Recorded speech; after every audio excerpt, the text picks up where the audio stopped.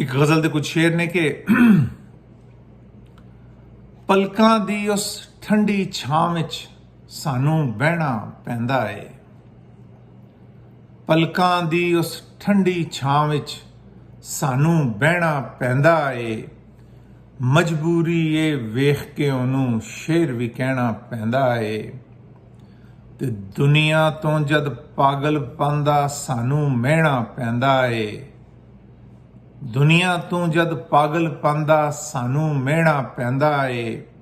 सावे पत्थरां नू रुखां तो थले टहना पैंदा है। ते तेरे वल्लों धोखे दे इम्कान नू सहना पैंदा है। तेरे वल्लों धोखे दे इम्कान नू सहना पैंदा है। जन्नत झूठे ख्वाबां दी पर इहदे च रहना पैंदा है। ते जूं जूं अंदर लथांगे तां तूं चानण लभेगा।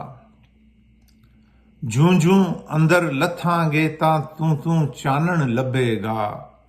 दिल दरिया समुंदरों डूंगा दिल च लहना पैंदा है। ते दसो हुण महमूद नू लोको दुनिया दे विच हीर लई। दसो हुण महमूद नू लोको दुनिया दे विच हीर लई।